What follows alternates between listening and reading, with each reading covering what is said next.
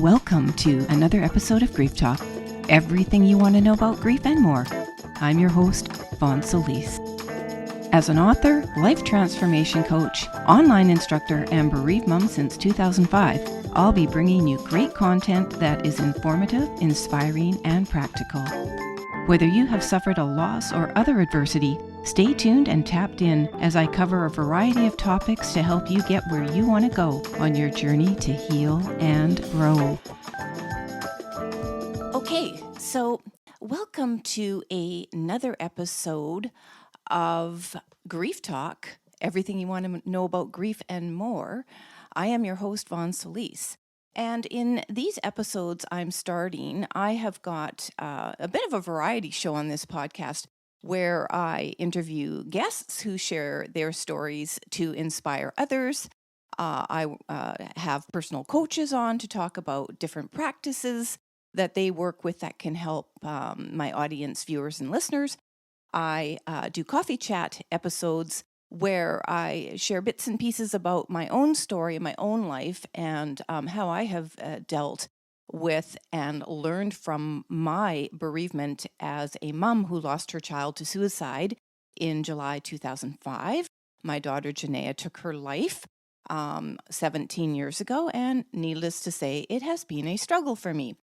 And instead of deciding to just hold all that pain within and do nothing with it, very quickly after my loss, I decided I didn't want to allow her death and her choice to leave the planet to feel like a mistake to me, my family, or anybody. There's a lot of stigma attached to a suicide, and that coupled with losing my child, literally living with knowing that my child chose to die.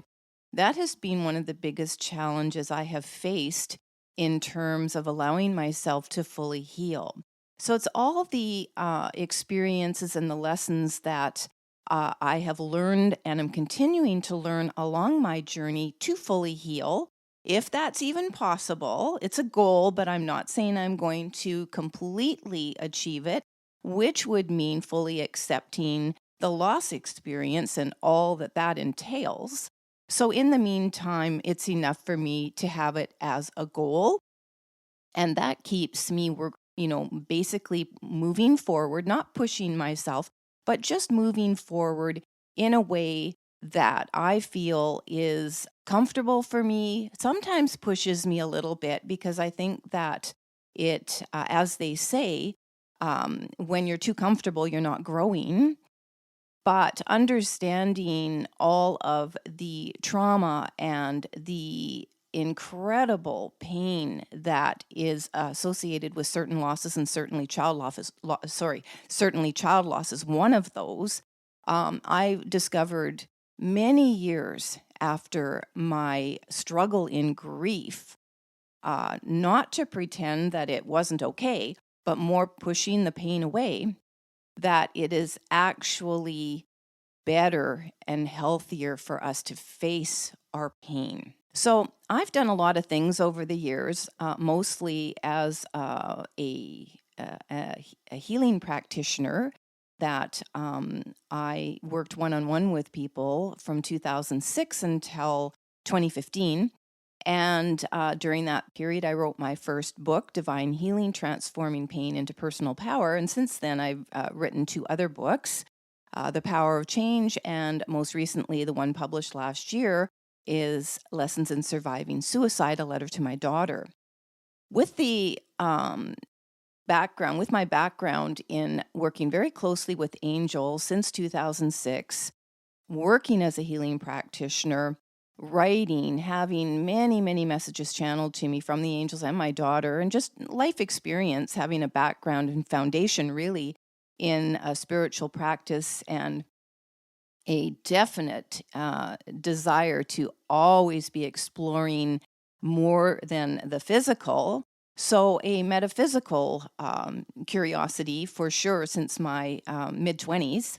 All of that compounded has allowed me today to share and be confident in what I know and what I teach, and how I inspire, and recently starting this podcast, deciding to use this as my platform to do a variety of things, which, going back to what I originally said, is speaking with others as guests, having my coffee chats, which is just a sharing of my story and things I've gathered along the way, doing some Soul Sister Sunday chats with my actual sister, where we'll be having more spiritual, metaphysical discussions about certain topics related to what's going on in the world and how we can keep ourselves centered within all of the chaos. If we even, choose to view the world as chaotic.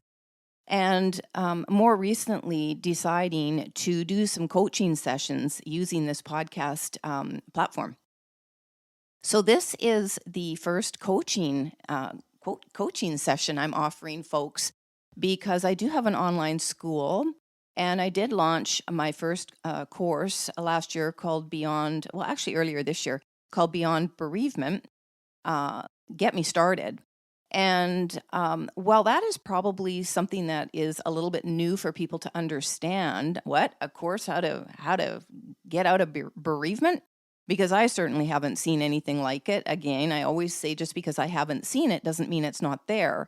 I just haven't seen it. So I created my own, and as a means to help people sort of become aware and understand of the impact of so many life experiences that leave us in pain with grief.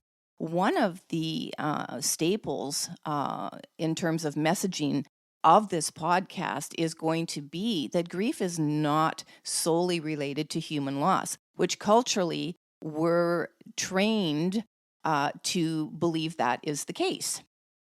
So understanding we can be in enormous grief, leaving something behind, a career, a lifestyle, moving, kids leaving home. There's numerous choices that we make that, even though we know that it's the time to make them, we can long and pine for them. And grief is really about, feeling an intense pain. It is related to loss, and feeling very, very sorrowful and painful about that loss. And it turns into something that becomes much more complicated when we literally can't get over the experience. So focusing just on, understanding we can be left with any number of situations, dysfunctional childhoods that leave us feeling very, very sorrowful for the child we were and what we endured. That is another form of grief we carry into adulthood, if not trauma in some cases, but leaving this just to grief. So in order to allow ourselves to even begin to move forward, I took a look at myself, and I have met countless bereaved parents over the years. Rest assured, there are fewer bereaved parents in this world than there are parents who are enjoying wonderful experiences with their living children. Their living children outliving their parents, which is, again, culturally we're expected and sort of conditioned to believe that is the right way of living. And if your child dies before you, well, this is just very, very hard for most people to accept. And it terrifies parents. And as they say over and over and over again, it's the worst loss to bear. So having found myself not only in that situation, oh my God, I'm experiencing the worst loss that no other parent wants, along with, of course, thousands of others. But when it's your experience, you feel like it's your experience and nobody else is going through it. And having to overcome all the feelings related to that, and especially when it's a child suicide. my daughter was 22, but nevertheless, having your child at any age you are as the parent, and any age your child is, having them choose to leave the planet, we go through the same pain. So having met a number of bereaved parents over the years and talking, and when we're comfortable with each other, which we almost always are instantly, and going, oh, well, do you feel this? Do you feel that? And yep.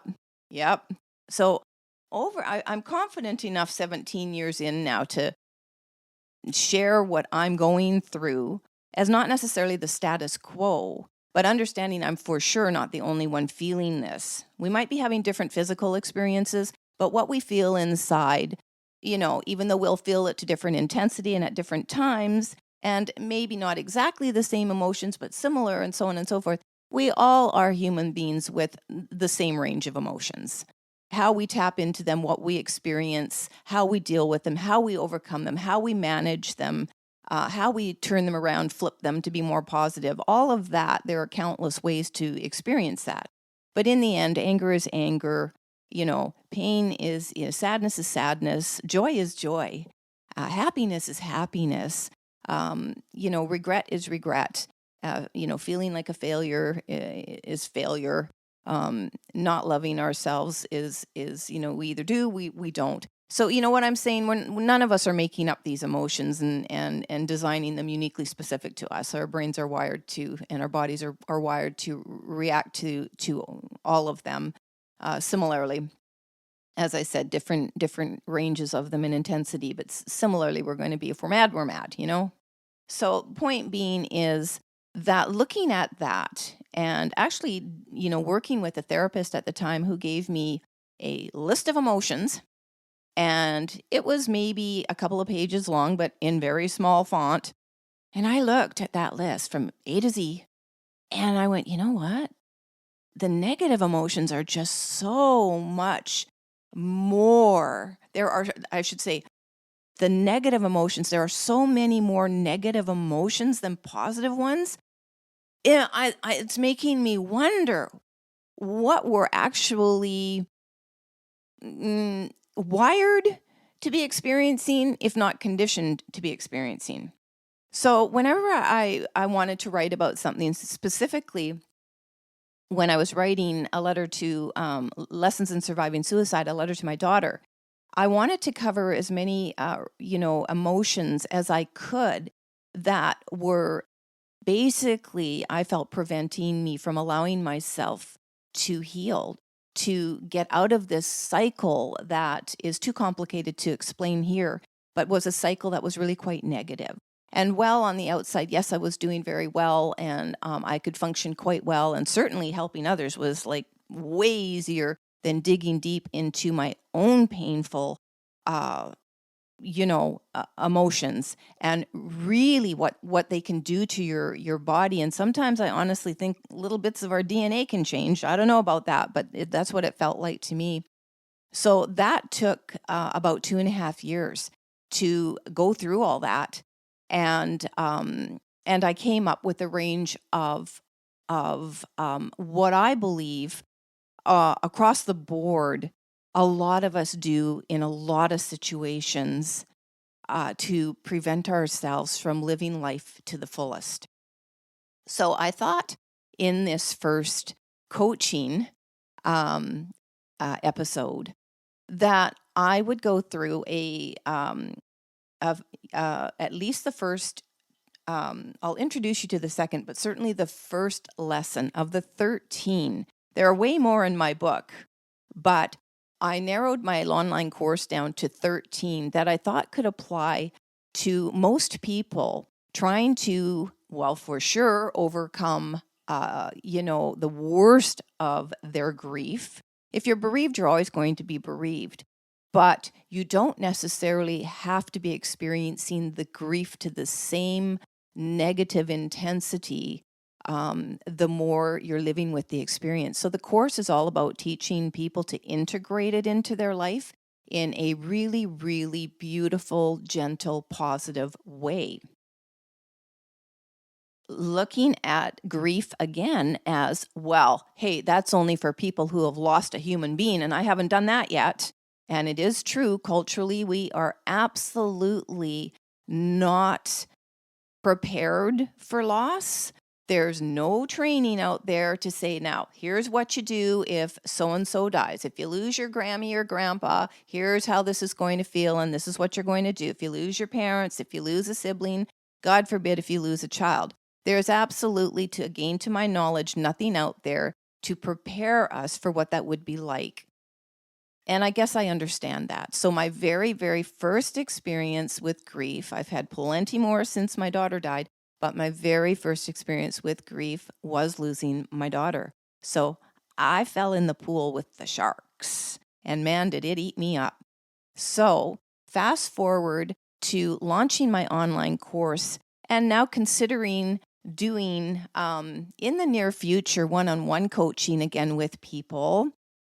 I decided, well, in the meantime, because my goal has always been to reach as many people as I could reach without taxing my own health or energy too much, because I've had to really manage my health quite carefully, I thought, why not share some coaching on the Grief Talk podcast platform? And that's just what I'm going to do.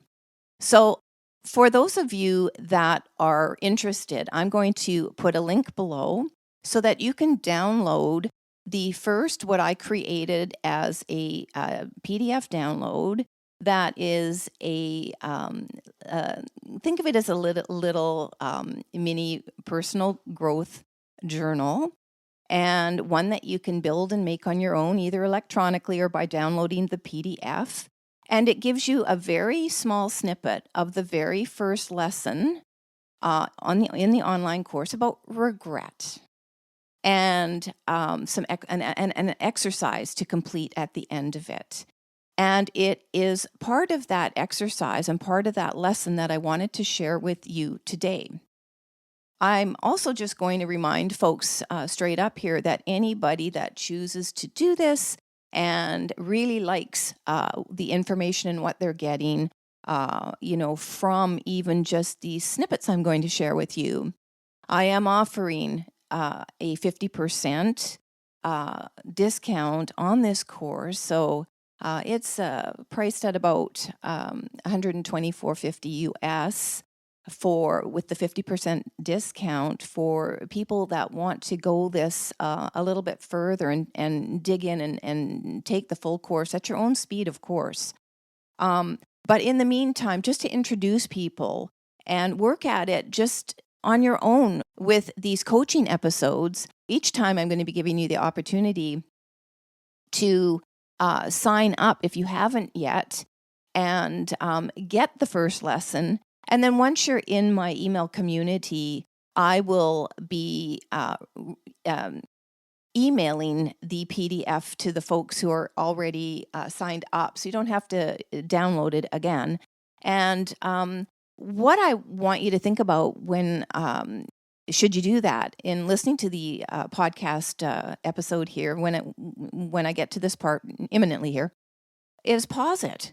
Pause it when you're thinking about the exercise and about what I'm about to say, and just think about it. And the thing is, you can revisit the form, keep a blank one, make a duplicate. You can go back and fill in your answers differently every time you feel a bit stronger and want to look at that a little bit differently. So getting right to it and looking at regret.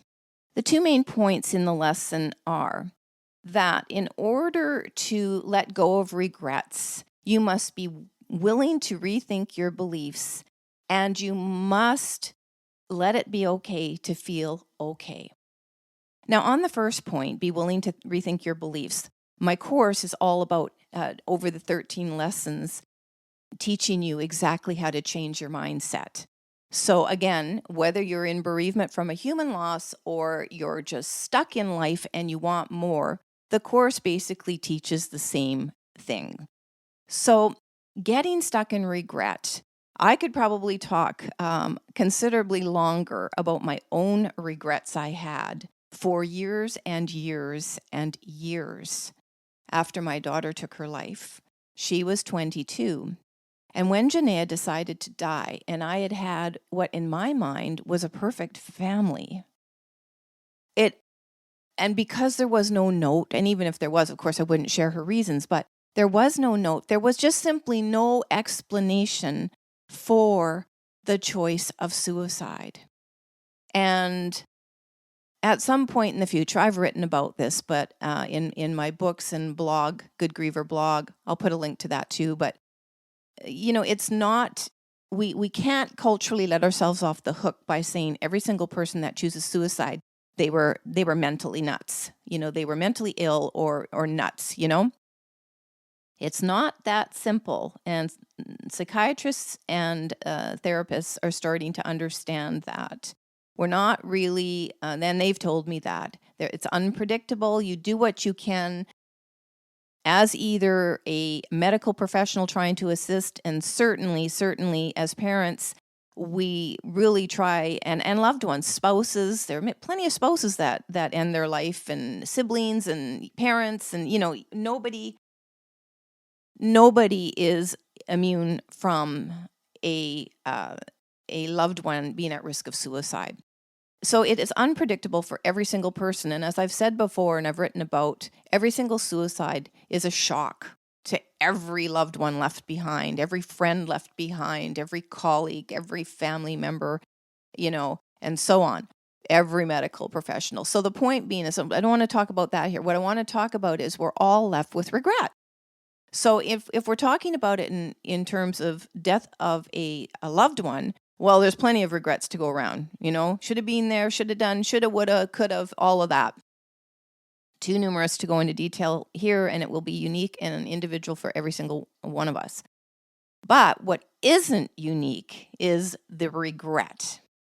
So when I thought long and hard about this in terms of writing lessons in surviving suicide, and I explored deeply, a lot of tears, I shed a lot of tears, but I was really looking at the core of my being and understanding. It wasn't about fixing every single regret. It was about letting go of the regrets I could let go of that day and moving forward. And some may be bigger, well, not maybe. Some are too big for me to let go of right now. So I'm not going to let them go, and I'm going to let it be okay that I can't let them go. But things like that I felt I could let go of, regrets, again, too numerous to explain here, that I could let go of, I let them go. And one of the things that my therapist at the time was talking to me a lot about is you did the best you could with the knowledge you had at that time. And again, while it sounded kind of simplistic for me, and no, I learned a lot in therapy at that time about the self-critic. So I want you to just be aware of that, because not everybody chooses to go to therapy. Not everybody gets an ACE therapist, and not everybody will do the work that normally you will get from working with a therapist. The idea of going to therapy is to actually work on yourself and get better. And not everybody has the money to go to therapy. So while I'm not sharing the therapist's session here, what I'm sharing is that through working with various therapists at different times in my earlier bereavement, and gaining from it what I could, and going, you know what? Yeah, maybe I am a little hard on myself. So the regrets go very much hand in hand in my view, and certainly in my experience, with the harsh self-critic I was about my failures. Lesson 2 is all about failures. Are they your friend or foe? But today, just focusing on regrets, it's about whether or not we're in a space, even in a mindset, to be able to look back at them and be willing to even let one go. So in order to do that, and in order to change your mindset, you have to be willing to think differently. And again, my course teaches that, where I'll teach all the steps in shifting, shaping your mindset to be a more positive one. But for now, just saying I am willing to think differently opens the door to that. The second point I want to make about letting it be okay to feel okay. Now, in some ways, this was a little bit of a woke culture, and I'm not mocking woke culture. I'm just saying it was born more publicly, I feel, from that a couple of years ago, certainly maybe in the pandemic or just prior to the pandemic. And letting it be okay to show your feelings, to have bad feelings, and so on and so forth. But on the flip side of that, when you're really hurting and suffering, letting yourself be okay, again, tied to all the regrets, is something that can be very, very challenging.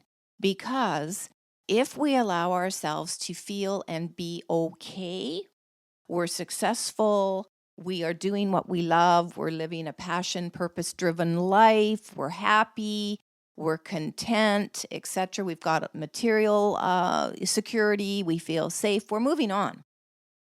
That can feel really like a betrayal to, certainly when we're talking about grief from losing a loved one, to that loved one who has died. And in many ways, if it's not related to a loved one's death, and certainly a child's death, I've met many, many, many, many parents who don't want to allow themselves to feel okay because they're tied to too much guilt and regret to the death of their child. And they basically blame themselves for that death. And of course, I've been no different. I've taken on huge blame for the choice of my child to die and feeling I wasn't there enough for her. But again, sticking to the regrets. So when you look at that regret and it's not related to a human loss, it might be that you don't have enough self-love to allow yourself to feel okay. And that might be tied to a lot of regret to choices you made at whatever age you cognitively started to be fully aware of the life you were shaping, which turned out to be perhaps not the one you really wanted. I dive into all of that throughout the lessons, and I'm going to be touching on that in each of the 13 that I'm going to be mini coaching you with, again, on this podcast, Grief Talk. But for the moment, just to be aware of tapping into the idea of, I can be okay. What would life look like if I allowed myself to feel and be better? And most importantly, just feel okay. Just food for thought. And again, I'm going to end on that note because this download PDF will go through a little bit more and give you the opportunity, asking you to think about the regrets that you're willing to let go of today. That's all you need to do. Again, I'll put that link down below. And thanks for watching. Thanks for listening. I'll be delving into these topics on the regular coffee chat solos too. So don't feel like you missed out anything here, or perhaps I didn't say enough. This is just to get your mindset thinking on a different level, depending, of course, what experiences you're coming from. Some are coming from much more difficult experiences than others. But no matter where you are in your life, as long as you want a better one, there's room for us to rethink our beliefs so that we can grow. Until next time, thanks for watching. Thanks for listening.